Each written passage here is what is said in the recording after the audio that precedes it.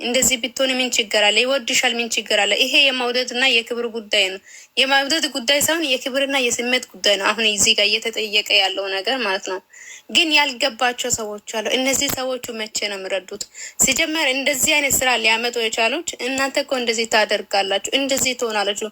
ከዛ በፊት በማግስቱ የተወራ ነገር ሁሉ ዛሬ ነው ይዞ የመጣለት እና ሁሉ ሴቶቹም እግዚአብሔር እንደዚህ ቢረዱት እንደዚህ ለክብራቸው ለማንነታቸው ቢጨነቁ ልክ እንደ ሀይሚ ቢሆኑ ማርያምን በምን አቅም በጣም ነው ደስ ያለኝ። ሀይሚና ብሩክ ያመጡት በቃ ለእኛ ለሁላችን ትምህርት የሚሆን ነው። ከሀይሚ ብዙ ነገር ነው እየተማረን ያለው፣ ከብሩክ ብዙ ነገር ነው እየተማረን ነው። ወንዶቹ ሁሉ ምን አለ እውነት አንዳንድ ጊዜ ምን አለ እንደ ብሩክ አይነት 10-20 አንድ እናት ብትወልድ ነው ምለው። በዚህ ሰዓት ላይ ሀገራችን ውስጥ ያለው ስለ ሴት ግድ የማይሰጥ በጣም ብዙ ወንዶች አሉ።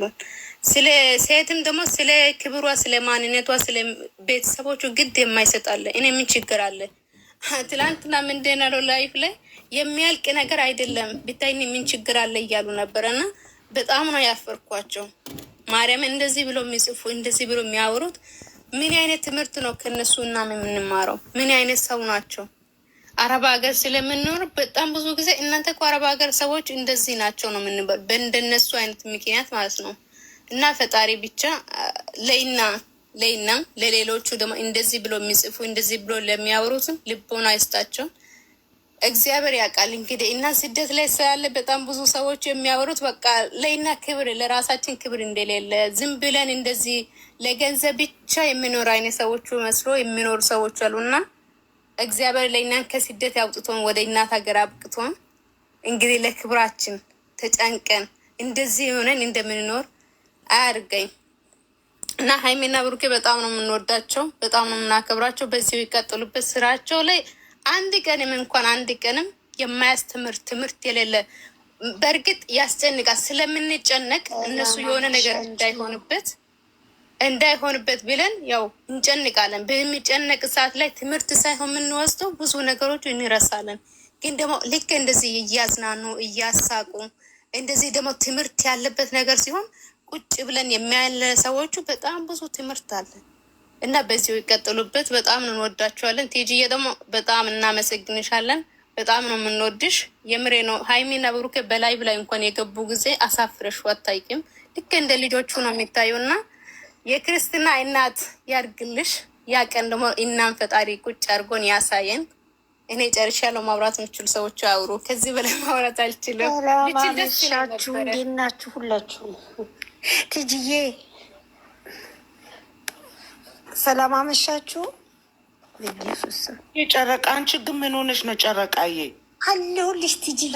በቀደም ማርያምን ወይኔ ጨንቆኝ ከአንዴ ሁለቴ መሴጅ ትችልሽ ካልመለሽልኝ ማርያምን አለ። ግን በቀደም ለታ በጣም አመስግኘሽ እንትን ሁሉ ሰርቼልሻለሁኝ። ግን በቃ እንዲህ እንትን ላይ አላገኘሁሽም ትጅዬ። በጣም በጣም በጣም የምንመካብሽ በጣም የምናከብርሽ እህታችን ነሽ። አሁንም ደግሞ እግዚአብሔር ሁሉን ነገር ፈቅዶልሽ የልጆቹ እናት እንድትሆኝ ነው እኛ የምንፈልገው። እና እንዴት ነሽ አለሽ? አለሁልሽ። ተሻለሽ ወይ? ባገርሽ ማለት ነው ጨረቃዬ። ስፔሻሊ ብዙዎቻችን ሚሚዬ ቤት የምንገባው ያው ሁሌም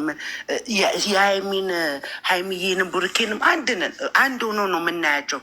ብዙዎቹ ደግሞ ሀይሚን ማንወድ ነው የምመስላቸው እና እኔ አይደለሁም እናንተ ናችሁ ያንን ነገር ያደረጋችሁት። እግዚአብሔር ተመሰገን ይሁን። ለሚሚዬ መልእክት ችላታለሁ ዛሬ ማለት ነው። ዜድዬም ታውቃለች። ዛደይ መድኃኒዓለም ነው የሚያውቀው እንዴት እንደሆንኩ እንዴት እንደጨነቀኝ።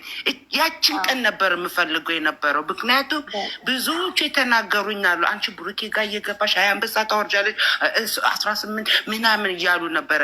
ያችን ቀን እግዚአብሔር ተመሰገኝ የተባረከ ቀን ይሁን። ከሐኪም ቤት መጥቼ እራሱ ጃኬቴን እራሱ አላወጣውም። ሀይሚ ቤቷን ከፈትሽ ቤቷ ነው ሲሉኝ ዋት ነው ያልኩት። ጌታ ነው እና ለእናንተ ነው እኔ አይደለሁም እናንተ ናችሁ ያደረጋችሁት። ምክንያቱም ሀይሚዬንም እንዴት እንደምንወዳት ለማሳየት ነው። ጌታ ኢየሱስ ክርስቶስ እመቤቴ ማርያም በእውነት አርሴ ማረርታይ ነው ዛሬ ያችን ቀን ያደረግኳት። እኔ አይደለሁም እናንተ ናችሁ። ያንን ፍቅር ለሀይሚን ፍቅር አለን እንጂ ለቡርኬ ብቻ አይደለም። የማለት ነው። ያንን ነገር ለጠላቶቿ እሷን የበታች የሚያረጓት ለእሷ ሁሌ በቃ ብቸኝነቷን ለቅሷን የሚመኙ የእሷን ደስታ የማያዩ ለምቀኞች ነው።